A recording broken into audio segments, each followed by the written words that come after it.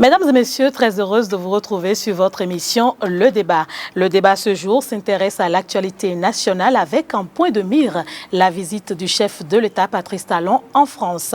Nous allons décrypter dans cette émission Le Débat les termes du président de la République, le désert de compétences qu'il aurait au Bénin, mais également sur l'audit affaire de la gestion du président sortant Boni Yayi. Et pour en discuter, j'ai à mes côtés, j'ai invité pour vous ce matin M. Martin Assogba.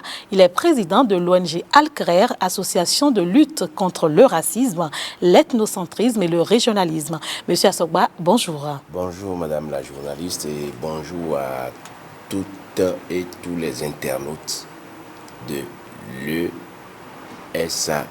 De l'ESAE TV. Voilà, TV. Quelles réactions, Monsieur Assogba, sont les vôtres quand vous avez écouté le président Talon en visite en France? Écoutez, moi, vous savez, moi, je n'ai pas ma langue dans ma poche. Je vous dis que le président Talon a raison. Il a raison d'avoir dit que notre pays est un désert de compétences. Parce que quoi? Regardez dans notre administration aujourd'hui. Nous avons tout le temps décrié pour dire que notre administration est une administration sans compétences. Les compétences qu'il y a là-dedans sont rares. Et vous savez que lorsque vous avez 10 personnes qui font bien dans un océan de 100 personnes,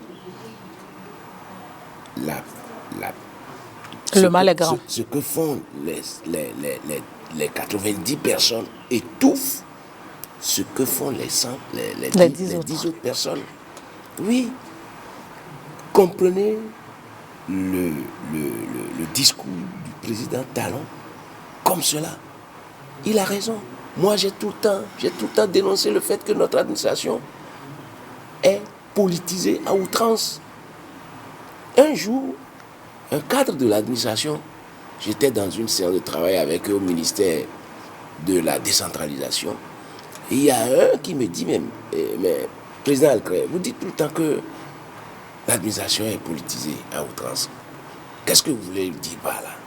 Je lui dis, vous voulez que je vous réponde? Je vous répondrai. Notre administration est remplie, trufflée de militants marcheurs au détriment des méritants. Aujourd'hui, vous avez plein de jeunes qui, immédiatement sortis de l'université, sont bombardés chef-service. De quelle expérience cela dispose? De quelles compétences dispose? De quelles compétences il dispose? Encore que dans notre université, beaucoup de diplômes sont achetés. Beaucoup de diplômes. Tout le monde court, tout le monde fait la course vers les diplômes. Mais tout le monde veut avoir les diplômes pour aller dans l'administration. Mais tout le monde ne veut pas travailler consciencieusement pour mériter ces diplômes-là. Pour avoir les vraies qualités. Écoutez, madame, la semaine dernière, j'étais à Abomey, dans un atelier avec le ministère des enseignements maternels et primaires. De quoi sommes-nous allés discuter? Nous sommes allés discuter de comment trouver un mécanisme pour contrer la tricherie et la fraude pendant le CEPE. Le mal commence déjà par là. Les enfants mal formés à la base suivront le mauvais exemple jusque dans leur vie, jusqu'à leur tombe. Il faut être bien formé. Comment, à un examen de CEPE, on pourra écrire les résultats au tableau pour les enfants? Les examinateurs écrivent les résultats au tableau. Les surveillants, les ceci, les cela, les CA participent même à ça. On écrit des réponses à des questions qu'on pose aux enfants. On dépose chez les bonnes dames qui vendent la bouillie ou la nourriture. Et on demande aux enfants d'aller chercher. C'est devenu écrit. On est venu, quelqu'un a témoigné de ce que un enfant a demandé à aller aux toilettes. Il est allé dans une petite forêt qui est à côté du centre d'examen. On lui avait dit, tu viens, il y aura tel endroit, tu creuses, tu trouveras la réponse aux questions qu'on vous pose. Donc, les parents font la promotion de la paresse. Mais les parents font la promotion de la paresse. Vous voyez aussi des parents qui ont l'outrecuidance d'aller engueuler les instituteurs, les professeurs devant leurs enfants. Parce que leurs enfants ont fait mal et qu'on leur fait des reproches. Ils vont dire à leurs parents à la maison et les parents ont le culot d'aller jusqu'à l'école embêter. J'ai assisté à l'une des scènes au CG de Ouiro où la fille, au lieu d'apprendre ses leçons, était sur son portable en train de regarder du porno. On lui a saisi l'appareil et le papa est venu engueuler. Monsieur Martin, alors, quand le président Talon parle de désert de l'incompétence, de désert de compétence, mais il a raison. Il a raison, notre administration... notre administration n'existe même plus. Disons que, oui, notre administration n'existe plus. Il n'y a plus de célérité dans le, mais c'est des problèmes qui existent déjà. Dossiers. Mais c'est de ça il parle, non? Et pourquoi les gens se sont levés comme certains se sont levés comme un seul homme pour dire qu'il n'a pas le droit de dire ça? Il a trop le droit de dire ça. C'est un constat et le constat est patent et le constat est là. Oui, mais M. Martin Sogba, est-ce que le contexte s'y prêtait? Mais bien sûr. Comment le contexte ne va pas... Dire en France, devant le président français, que le Bénin est un désert de compétences, cela va-t-il apporter des solutions? Et vous pensez que... bien sûr, lui, il sait pourquoi il a dit ça. Vous n'avez pas entendu qu'il a dit qu'il fera recours dans certains domaines de compétences vers la France pour que la France puisse nous envoyer des spécialistes de ces domaines-là pour pouvoir redresser la barre. Oui, mais dans le même temps, est-ce que ce n'est pas le moment de rappeler à nos compatriotes qui sont déjà à l'étranger, qui ont ces compétences, de revenir travailler pour leur pays? Mais ça dépendra des conditions. Vous n'avez pas entendu le président? Il a dit que les compétences doivent être payées cher. Et c'est vrai. Et c'est très vrai. La compétence coûte cher. C'est normal. Quand tu veux te faire valoir, et quand tu veux être toi-même, quand tu veux avoir la tête sur les épaules, on s'y prépare. On ne s'y prépare pas à moitié.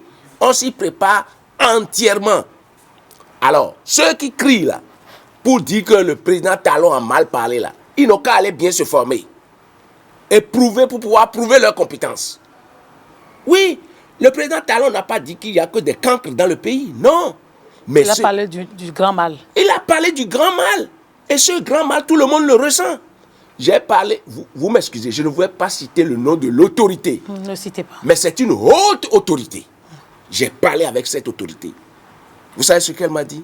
Non. Elle m'a dit, Martin, vraiment, notre administration est foutue. L'administration n'existe pas. Il ne faut pas que le président Patrice Talon fasse la fine bouche pour dire ceci, pour dire cela. Et moi, je profite même pour dire au président Talon, merci. Parce que quand vous avez un mal et que vous le cachez, mais vous finirez par être... ça va vous emporter. Il vaut mieux en parler pour que des gens capables qui peuvent vous aider à solutionner le mal puissent le faire pour que vous puissiez vous remettre en bonne santé.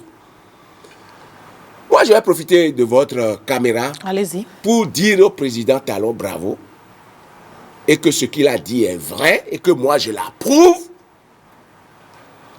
et qu'il faut qu'il fasse le toilettage à travers les audits. Si nous voulons une administration performante, il faut que nous puissions avoir des gens de valeur. Avoir de gros diplômes, ce n'est pas ça qui signifie qu'on a de l'expérience. Et de la compétence. Et de la compétence. Avoir de gros diplômes, surtout encore qu'aujourd'hui, tout le monde, c'est la ruée vers les diplômes, mais de très faux diplômes aussi. Oui. Dans les administrations. Dans les administrations aujourd'hui. Mais moi, je reçois beaucoup de plaintes.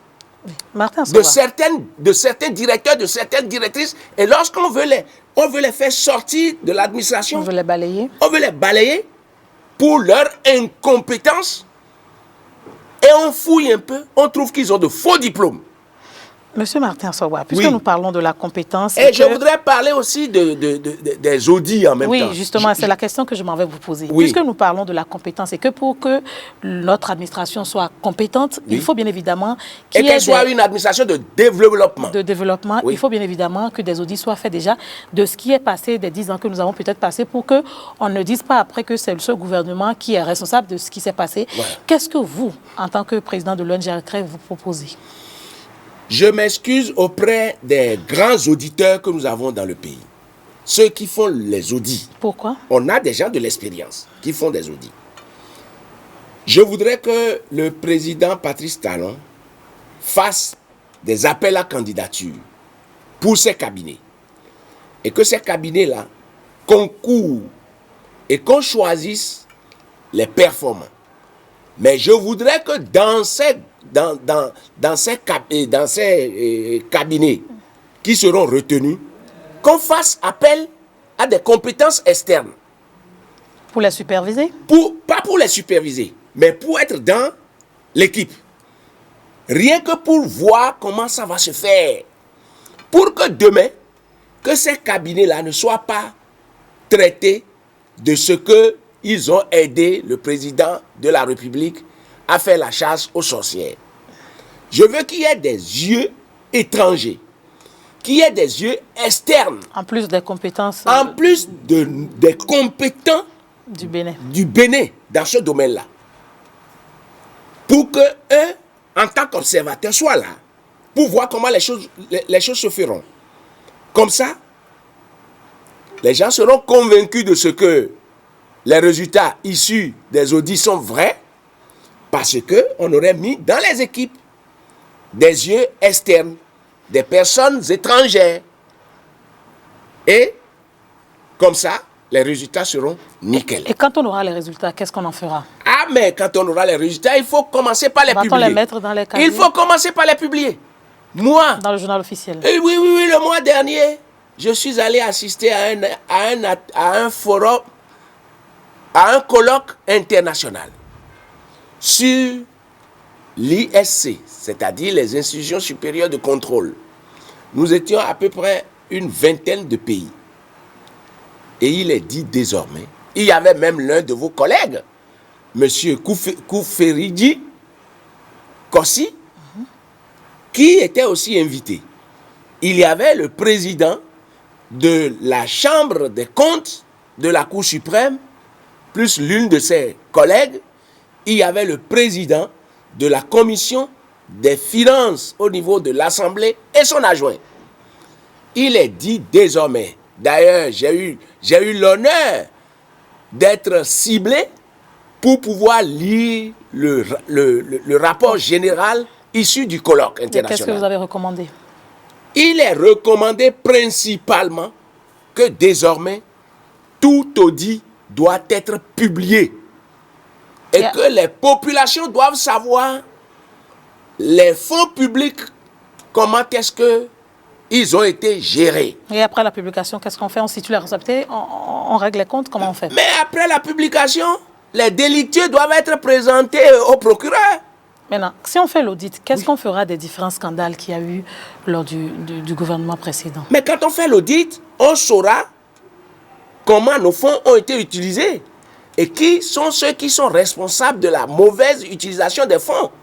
Vous m'entendez souvent dire que Alcré a comme objectif la promotion, la protection, la défense des droits de l'homme, la promotion de la bonne gouvernance à travers la lutte contre la délinquance financière et la corruption.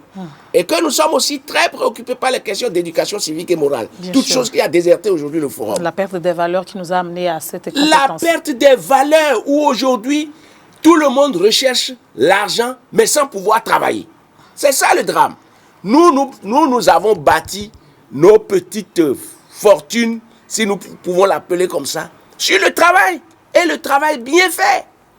Ah oui. Donc, moi, j'ai horreur du laxisme. Oui, mais M. Martin Sogba, oui. Il faut faire des audits, il faut les publier et il faut punir. Oui. Mais puisque vous êtes d'accord avec moi que la plaie est profonde, Ne faudra-t-il pas éduquer désormais les citoyens béninois à la base à pouvoir comprendre qu'il faut toujours mériter ce qu'on a? Mais c'est pour cela qu'aujourd'hui, moi j'attends que Bien sûr, pas une réforme dans l'éducation. Voilà. Moi, et je sais que les autorités sont préoccupées par la question. Et nous, en tant qu'organisation de la société civile, et s'occupant de la question, parce que vous savez, nous avons écrit beaucoup d'ouvrages qui sont au programme sur cette affaire-là. Et nous allons dans les universités, nous allons dans les écoles, aller organiser des séances de causerie. Sur une chaîne des radios de la place, je suis le consultant sur les questions d'éducation civique et morale. Il faut ramener cela. Il faut ramener cela. Et mieux, ramener cela et que cela fasse partie de matières principales telles que on prend les mathématiques, l'histoire géo, les sciences. Il faut que l'éducation, l'enseignement de l'éducation civique et morale devienne aussi une matière principale coefficiée. Vous vous rendez compte? Donc une matière prioritaire. Une matière prioritaire. Parce que quand l'enfant, il sait que c'est une matière qui peut le faire échouer, il s'y applique. Il va s'y appliquer nécessairement. Donc c'est comme ça qu'on pourra les coincer. Ça ne va pas être une matière aléatoire. Il faut que l'enseignement de l'éducation civique et morale devienne une matière principale coefficiée. Mais vous vous rendez compte? Je suis allé dans une école la dernière fois. Une ENI, École nationale d'instituteurs. Vous savez que jusqu'au niveau où sont ceux-là, ils ne savent pas ce qu'on appelle les attributs de l'État. Non, attendez. Les attributs du Bénin, ils ne connaissent pas. Ils ne connaissent pas, ils ne savent pas. Des instituteurs. Des instituteurs en futur. Des instituteurs en herbe, comme on le dit. C'est pas dans leur formation. Justement, on ne leur donne pas ces enseignements-là. Ils ne savent pas chanter l'hymne national. Oui. Monsieur Assoua, des instituteurs qui vont former plus tard des élèves. Je leur dis, mais quand vous-même, vous n'avez pas les basiques, quand vous serez affecté à un poste de responsabilité au niveau d'une classe où vous serez obligé de transférer votre savoir à des enfants, qu'est-ce que vous allez commencer par leur transférer quand vous-même, vous ne connaissez pas les basiques? Ça va être compliqué. Mais ça va être très compliqué. Or, ce sont ces choses-là que nous devons connaître d'abord. D'abord. Mais ça, c'est un niveau, ça. Mais rentrez même dans l'administration publique, aujourd'hui. Rentrez dans l'administration publique. Vous verrez des cadres de l'administration qui ne savent pas chanter les 3 couplets de l'hymne national. Or, c'est le premier chant. C'est le chant de ralliement. Chant patriotique. De tous les fils et filles du Bénin.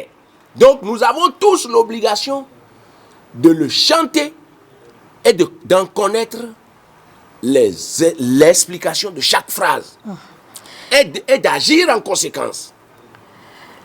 Parce que, dans le premier couplet, il est dit que nous, qui sommes là en ce moment, nous devons travailler pour la postérité, tel que nos aïeux ont eu à le faire.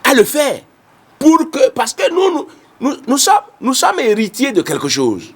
Il faut qu'on perpétue l'héritage. Il faut que nous perpétuons l'héritage. Nous n'allons pas vandaliser l'héritage. Or, à l'allure où nous sommes aujourd'hui, c'est ce que nous sommes en train de faire.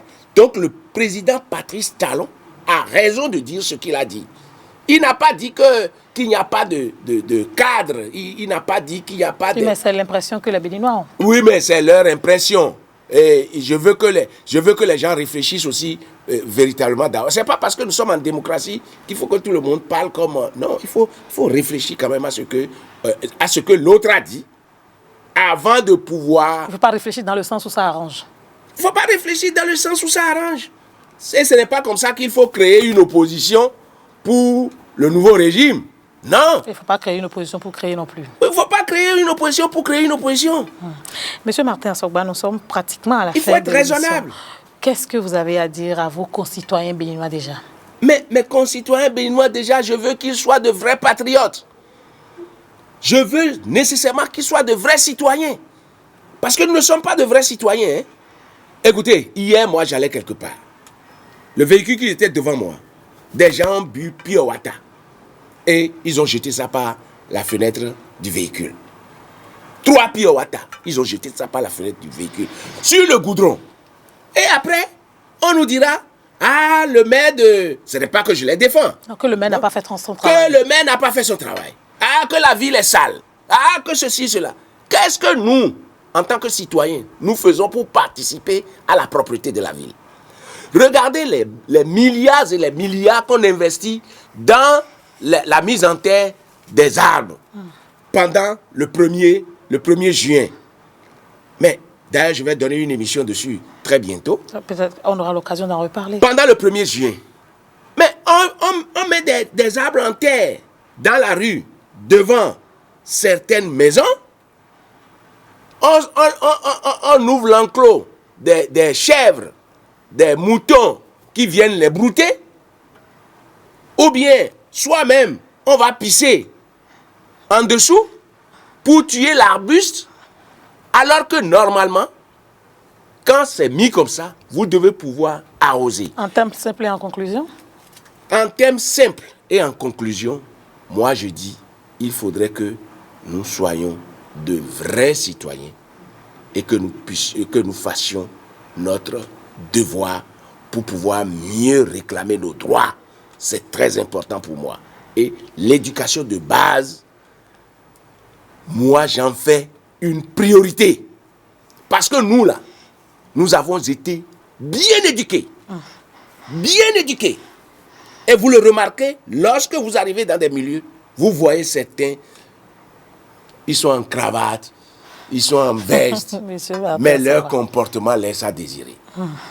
Et lorsque vous allez dans des ateliers et que vous voyez des gens en cravate, bien habillés, et on dit que c'est des cadres, et on vous dit pause déjeuner, et que vous voyez Monsieur Martin, des gens qui vont prendre leurs assiettes, et tout ce qu'il y a là comme nourriture, il faut qu'ils prennent. Et il faut faire du gaspillage après. Ils font une montagne comme ça. Et ça arrive des fois que les derniers ne trouvent même plus à manger, pendant que d'autres en ont pris, en ont mangé jusqu'à abandonner dans les plats. Est-ce que c'est un comportement citoyen, ça? Monsieur Martin, on va rester... Ils font tout comme s'ils n'ont jamais mangé chez eux. Bon, Monsieur Martin, alors qu'ils ont femmes et enfants qu'ils doivent éduquer. On va rester sur cette interrogation qui est la vôtre et dire déjà aux internautes que l'émission est à sa fin. Nous avons parlé aujourd'hui de la visite du président Patrice Talon en France, de cette polémique qui est née autour de ces propos selon lesquels le Bénin est un désert de compétences. Et à travers vos analyses, vous avez prouvé combien de fois le Béninois n'est pas patriote, combien de fois le Béninois a perdu complètement les valeurs et que c'est normal que le président Talon ait pu qualifier le Bénin de désert de compétences. En attendant de vous revoir très bientôt, mesdames et messieurs, c'est tout pour ce débat. Merci et à très bientôt.